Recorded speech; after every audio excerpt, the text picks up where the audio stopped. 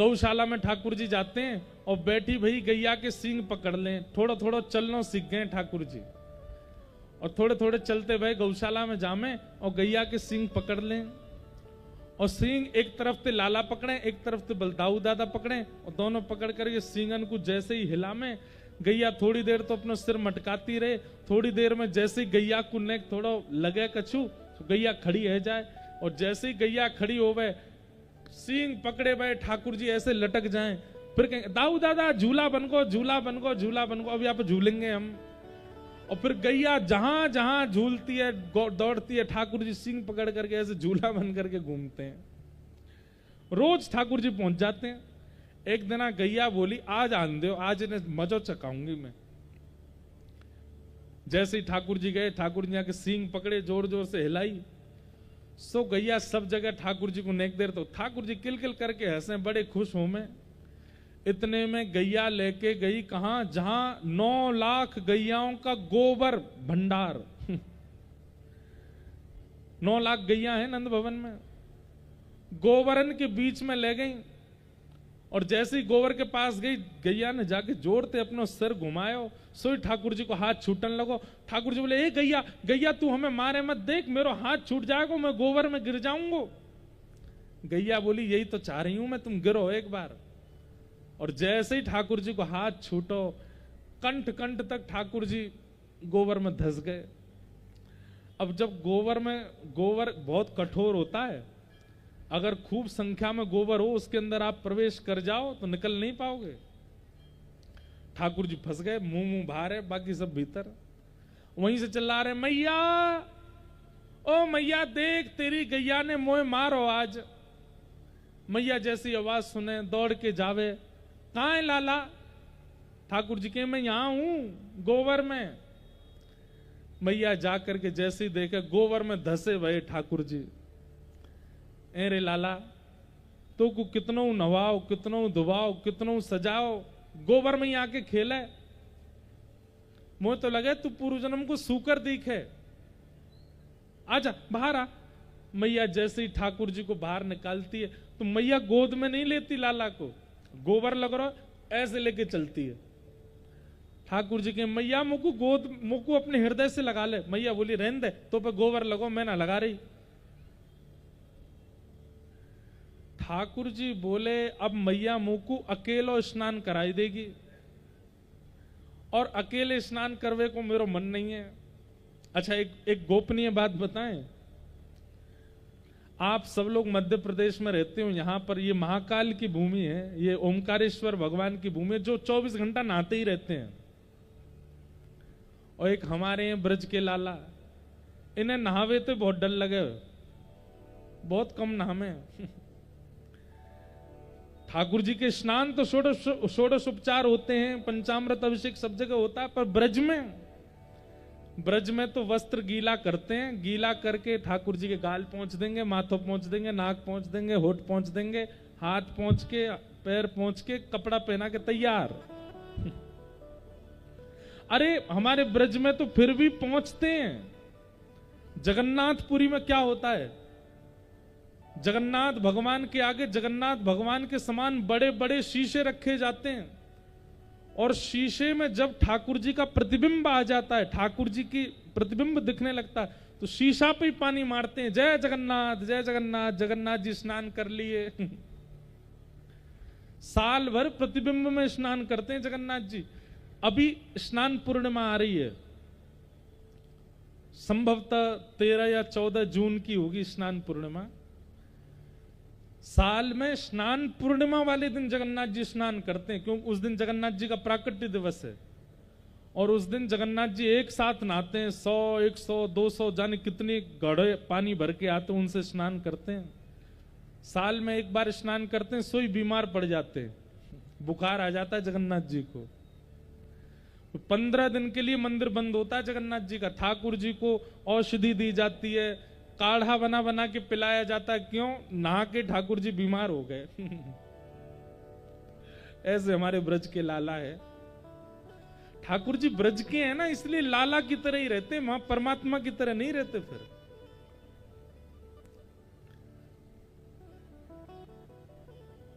अब जैसे यशोदा मैया लेके गई गोबर लगो, ठाकुर जी बोले अकेलो तो ना नहाऊंगा मैं। जैसे ही मैया ने ठाकुर जी नीचे धरे और स्वयं बैठी स्नान करावे के लिए, सोई ठाकुर जी गए और जोड़ते मैया ते जाके लिपट गए और लिपट करके रिगड़ रिगड़ के अपनो सवरो गोबर मैया के लगा लियो। बोले मैया अब मैं अकेलो ना नहाऊंगा, तू भी नहा मेरे साथ। और यशोदा मैया के संग ठाकुर जी नहाते हैं। यशोदा मैया के लाला तू इतनो ऊधम कहां ते सीख के आवे, मैं तो कछु सिखाऊं ना, तू कहां सीख के आवे। श्रृंगी अग्नि, यशोदा मैया चूल्हा में भोजन बनाती है, ठाकुर जी जलती हुई लकड़ी लेकर के भागते हैं दाऊ दादा के पीछे। कोई बात मनवानी होती है तो ऐसी लीला करते हैं। तीसरा बताया द्यमष्टि, इतना सुंदर भाव है द्यमष्टि का। ठाकुर जी रोज सवेरे उठ करके सबसे पहला काम क्या करते हैं, प्रतिबिंब में शीशा में जाकर के अपने दांत गिनते हैं कितने निकल आए। छोटे से लाला हैं, छोटे से ठाकुर जी जाते हैं और जाके अपने दांत गिनते हैं कितने निकल आए। और फिर रोते रोते मैया के पास जाते, मैया बोले हाँ मैं इतना बड़ा है को दाऊ दादा के सबरे दांत निकल आए, मेरे अभी 4 ही निकले मैया, ये बाकी के दांत कब निकलेंगे मेरे। यशोदा मैया के लाला तू मक्खन ज्यादा खावे सो चीकनो है जाए तेरो मुंह, सबरे दांत तेरे पेट में चले जाएं तो दूध पिए कर। सो ठाकुर जी रोज 2-2 पात्रों में भर करके दूध पीते हैं और फिर देखने जाते हैं मेरे दांत निकरे कि नहीं निकरे। श्रृंग्यग्निडंष्टि जलद्विज कंटकेभ्य, जल में स्नान करते हैं और जब स्नान करते हैं तो जोर जोर से चिल्लाने लगते हैं, और जब संभालने के लिए बचाने के लिए नंद बाबा आते हैं, यशोदा मैया आती है तो पकड़ के उनको भी खींच लेते हैं। द्विज, नंद बाबा रोज अग्निहोत्र करते हैं और नंद बाबा के अग्निहोत्र को देख करके ठाकुर जी के मन में आई कि बाबा रोज रोज हवन कायकू करें। एक दिन ठाकुर जी नंद बाबा से बोले बाबा जे तुम हवन कायकू करो। अब छोटे बालक को कई बार बड़े लोग सहजता में समझा देते हैं।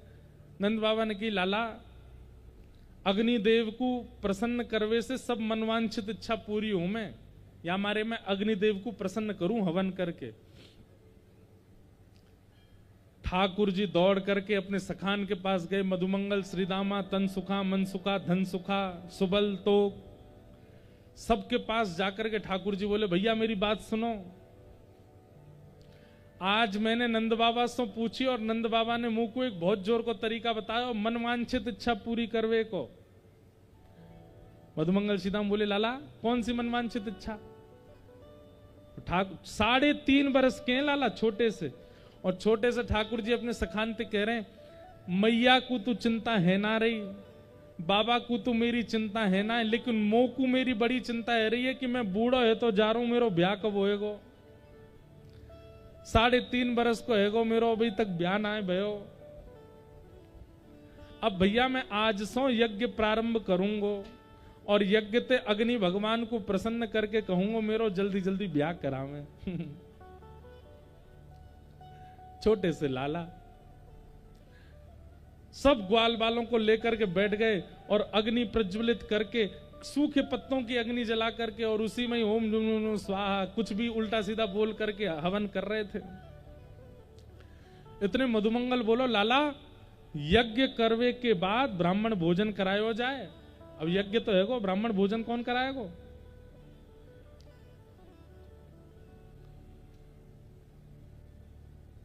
ठाकुर जी बोले अपने गोकुल के ब्राह्मण सबन को बुला के लाएं, और सब ब्राह्मणन के घर ठाकुर जी स्वयं गए और जाकर के निमंत्रण दे के आए, आज हमारे घर यज्ञ भयो है, आप प्रसाद पावे अहियो।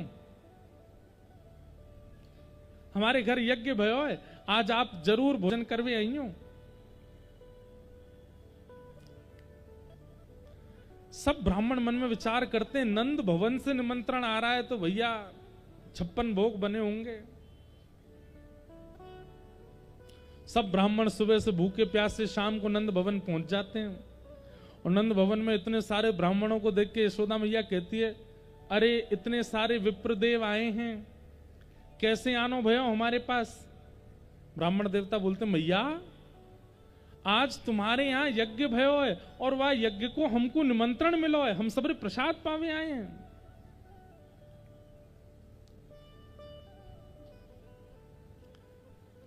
यशोदा मैया बोली, हमारे यहाँ यज्ञ भयो होगा तो मोको तो पता चलती, मुझे तो पता ही ना कौन सा यज्ञ भयो, और आपको निमंत्रण कौन, नंद बाबा ने निमंत्रण दियो।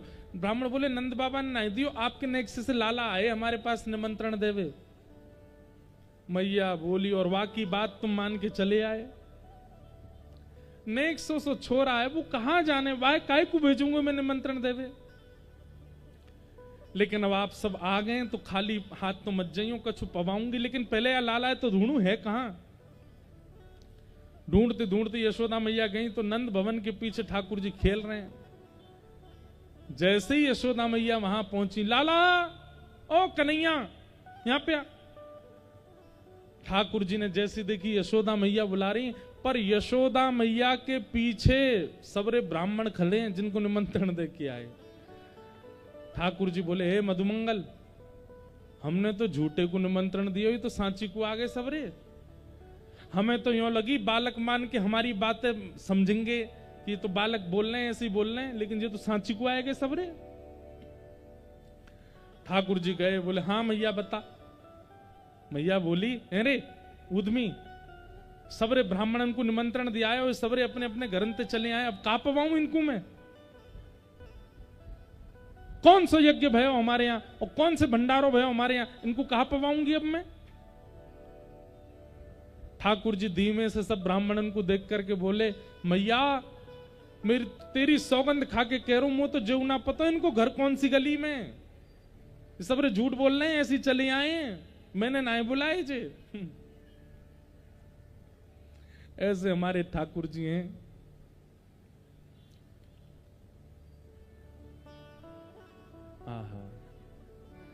ब्राह्मण सब बैठ गए।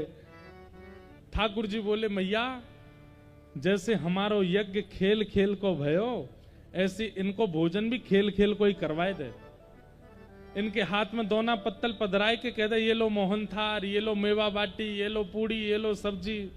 जैसे हमारे यज्ञ में कोई ब्राह्मण नहीं थे, कोई यज्ञ के मंत्र नहीं थे, फिर भी यज्ञ है क्यों, ऐसी बिना सामग्री को भोजन करा दे इनको, खेल खेल को यज्ञ, खेल खेल को भोजन। यशोदा मैया और सब सिर पकड़ के बैठ जाए, बोले लाला तेरे ऊधमंते कैसे बच्चे। ठाकुर जी ऐसा ऊधम करते हैं। ठाकुर जी एक दिन ग्वाल बालों के संग खेल रहे थे और खेलते खेलते ठाकुर जी के मन में आयो, भैया ये ग्वाल बाल सबरे बड़े पतरे दुबरे और बड़े हल्के से हैं, कहा करे। ठाकुर जी को पता चली कि इन सबन के घर को दूध घी मक्खन दही सब कंस अपने यहां मंगवा ले। ठाकुर जी ने विचार किया कि भैया अभी हम ब्रजवासी से कहेंगे कि कंस को देनो बंद करो, कर के रूप में, टैक्स के रूप में ब्रजवासी मक्खन देते थे कंस को, दूध देते थे, मक्खन छाछ दही देते थे।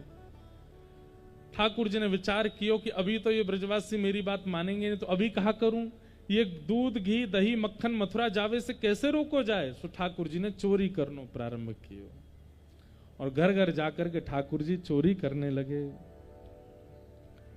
गोपियां सब भगवान के शिकायत लेकर के आती हैं, वत्सान मुंचन क्वचिद समय क्रोश संजात हास। ठाकुर जी कैसे चोरी करते हैं, कैसे उधम मचाते हैं, उसका सब भाव कहती हैं गोपियां। मारकान भोक्षण विभजति सचेन्ना त्रिभांडम भिनत्ति, द्रव्यालाभे सग्रह कुपितो यात्युपक्रोशतो कान। गोपियों के इस भाव को सुन करके यशोदा मैया थोड़ी कोपित तो होती हैं, लेकिन ठाकुर जी के बाल स्वभाव और बाल रूप पर सब मोहित हो जाते हैं। एक दिन ठाकुर जी ने क्रीड़ा करते करते यशोदा मैया के पर सास की जमाने की मटकी फोड़ दी, जाके कारण मैया ने ठाकुर जी को उखल से बांध दिया। ऊखल से खिसकते खिसकते ठाकुर जी आगे गए। जैसे ही वृक्ष का स्पर्श किया, वृक्ष टूट करके गिर गए और कुबेर के पुत्र नल कुंवर मणिग्रीव प्रकट हुए। दोनों ने भगवान की स्तुति गाई। वाणी गुणानुकथने श्रवणौ कथायाम हस्तौ च कर्म सुमनस्तव पादयोर्नः स्मृत्याम शिरस्तव निवास जगत प्रणामे दृष्टि सताम दर्शने स्तु भवत्तनूना।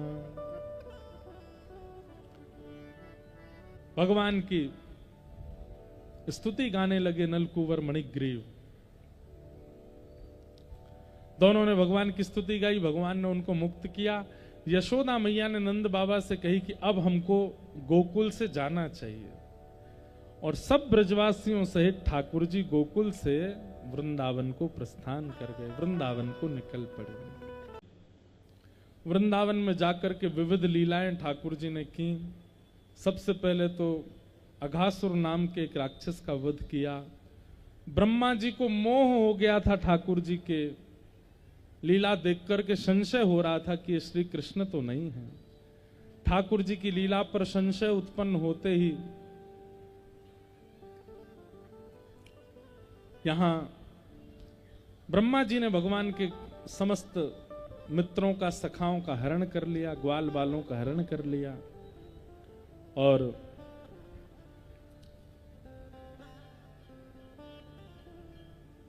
ठाकुर जी ने 1 वर्ष तक ग्वाल बालों का रूप धारण करके ब्रज में लीला की। 1 वर्ष बाद जब ब्रह्मा को लगा कि मैंने जिन बालकों का हरण किया उनके बिना श्री कृष्ण की स्थिति देखूं, नीचे आकर के देखा तो जितने ग्वाल बालों का हरण किया वो सब नीचे भी विराज रहे थे। समझ गए ब्रह्मा की ये ठाकुर जी लीला कर गए, और मैं संशय में ठाकुर जी पर प्रश्न उठा रहा था। भगवान से आकर के क्षमा याचना की। ब्रह्मा जी ने स्तुति गाई, लेकिन ठाकुर जी ने ब्रह्मा जी को क्षमा नहीं किया। भगवान ने फिर धेनुकासुर का वध किया।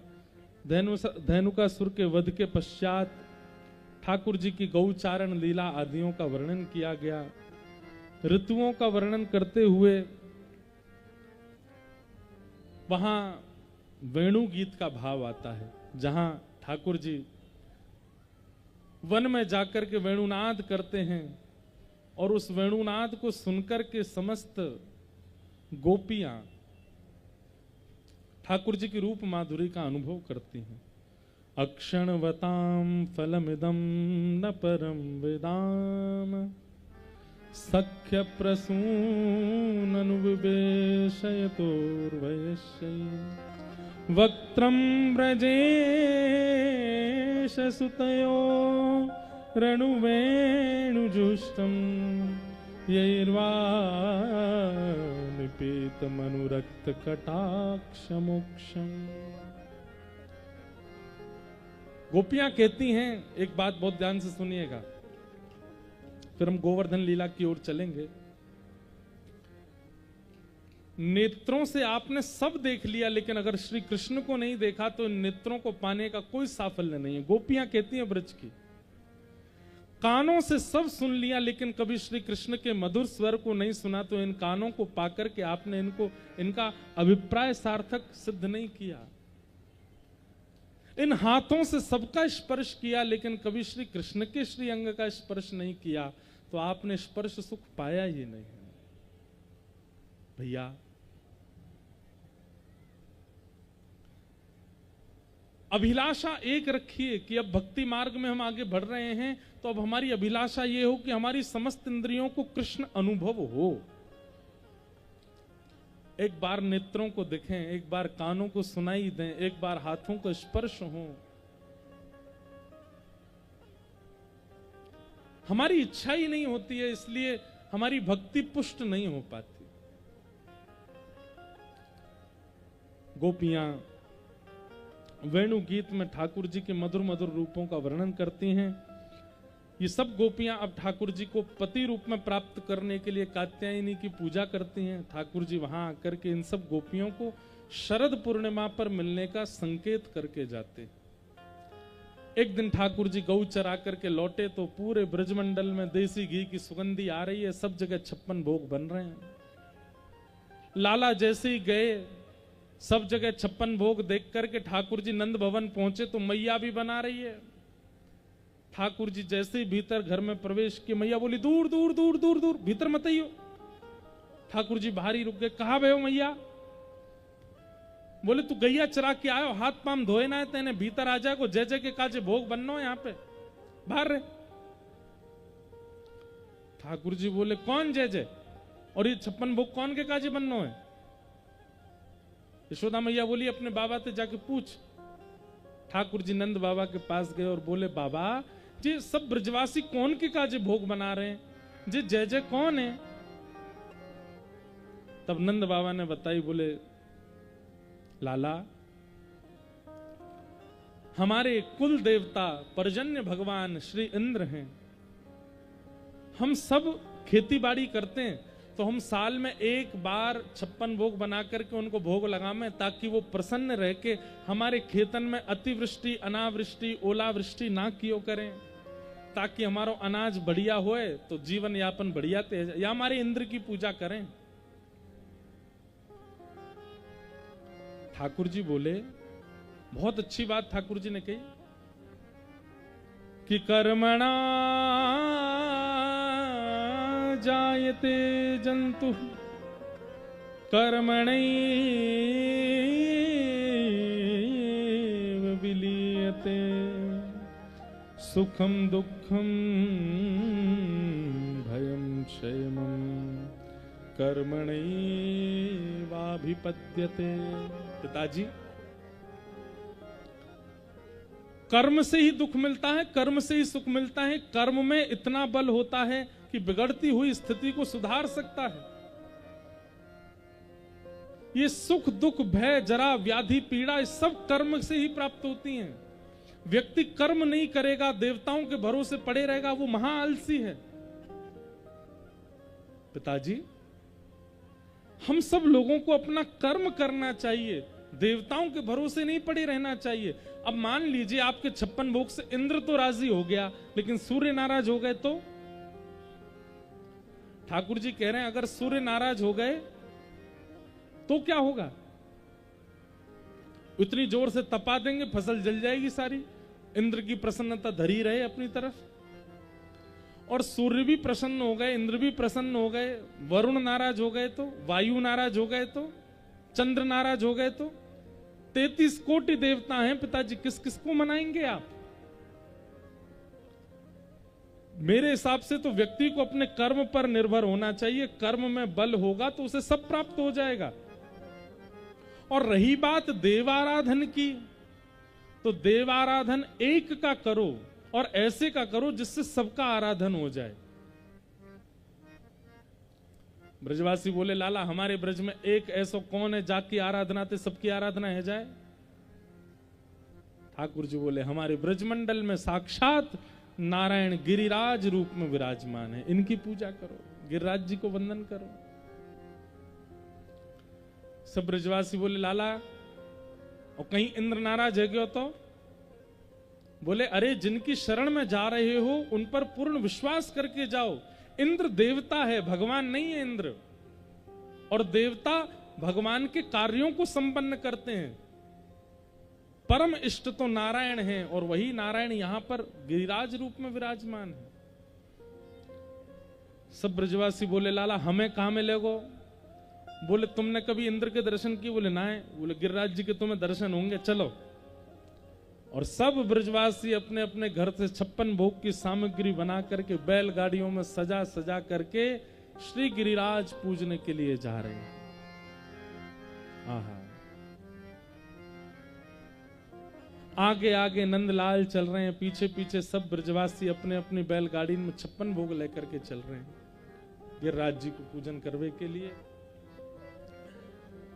गिरिराज जी की परिक्रमा करी, मानसी गंगा ते स्नान करायो और 56 भोग जैसे ही पधराए सब ब्रजवासी ने जोर की जय जयकार बोली, किज गिरिराज धरण की। जैसी जय जयकार करी, 4 भुजा वाले श्री गोवर्धन नाथ प्रकट है गए। सब ब्रजवासी आनंद में झूमन लगे, नाचन लगे। बोले लाला जीवन ने कर गो इंद्र की पूजा करते करते, पर कभी प्रकट नहीं भयो। धन्य है तेरे गोवर्धन नाथ, एक बार की पूजा सो ही प्रसन्न है कि प्रकट है गए। आहा, यह लीला सब करत कन्हाई, यह लीला सब करत कन्हाई। कैसी लीला? एक रूप सा गिरिवर पूजे, एक रूप सा एक रूप पुजवाई, एक रूप पुजवाई। यह लीला सब करत कन्हाई, यह लीला सब करत कन्हाई। सूरदास जी वर्णन कर रहे हैं, किशोरी जी दूर खड़ी गिरिराज लीला का दर्शन कर रही हैं और अपनी सब सखियों से कह रही हैं ये लीला तो श्याम सुंदर ही कर सकते हैं। बोले कैसी लीला? एक रूप सो गिरिवर पूजे, श्याम सुंदर। अब देखो इस छवि का अनुभव करना। गिरिराज जी के ऊपर 4 भुजा वाले जो गोवर्धननाथ है वो कौन है? श्री कृष्ण ही है। और सब ब्रजवासियों को गिरिराज जी पुजवाने जो लेकर के आगे आगे चल रहे हैं वो कौन है? वो भी श्री कृष्ण है।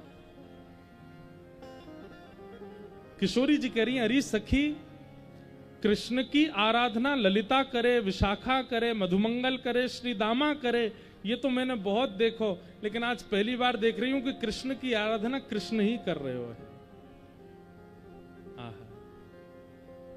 ठाकुर जी पूजा को थाल लेकर के गिरिराज जी पर चढ़े हैं और अपने हाथन से अपने ही स्वरूप को तिलक लगा रहे हैं, अपने हाथन से अपने स्वरूप को ही अक्षत लगा रहे हैं, अपने हाथन से अपने स्वरूप को ही मेवा बाटी खवा रहे हैं, 56 भोग पवा रहे हैं, और फिर अपने हाथन से अपने स्वरूप की आरती करके अपने हाथन से अपनी ही बल्लियां ले रहे हैं। यह लीला सब करत कन्हाई, यह लीला सब करत कन्हाई। एक रूप सा जीमत बैठे, एक रूप सा एक रूप जिमाई, एक रूप जिमाई।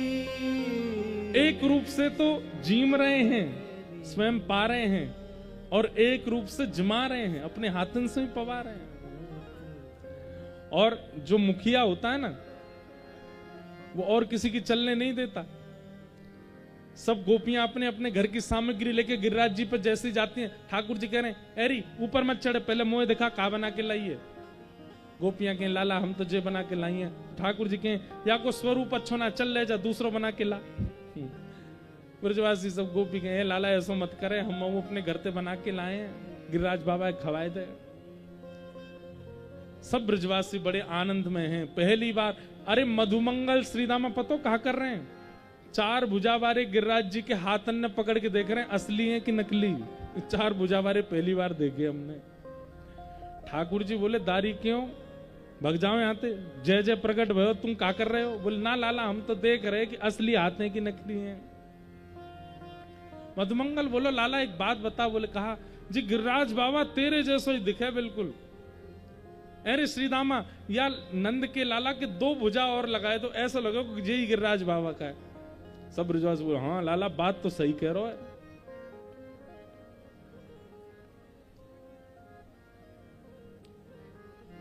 इंद्र को पता चल गया कि ब्रजवासियों ने सेवा आज नहीं की है। साल भर में होने वाली 56 भोग की आराधना इस बार नहीं कर रहे हैं। क्रोधित हो गया इंद्र, मेघमालाओं को आज्ञा कर दी, सांबर तक मेघमालाओं को आज्ञा कर दी, जाओ जाकर के इतनी जोर की वर्षा करो।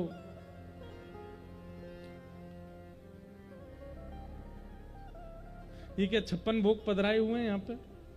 इन्हें अनवसर कर दो भैया, बेचारे 56 भोग है। इंद्र पूजा हिल लगी, सब रे अभी सो गए। वो तो मुझे याद आ गई, बोल गिरिराज धरण की जय। आहा, विराज ने, वाह बहुत बढ़िया।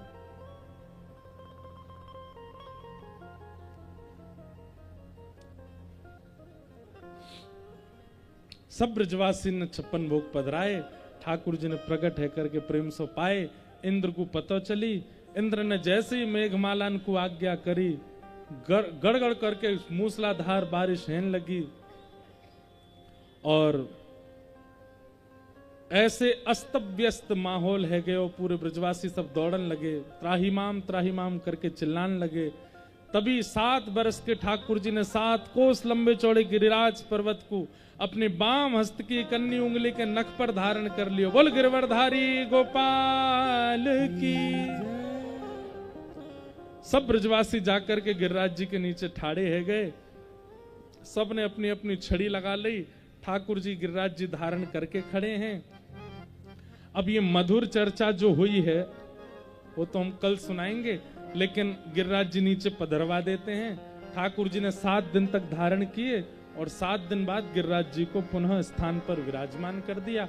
अब गिरिवर धारण लीला ये तो हम कल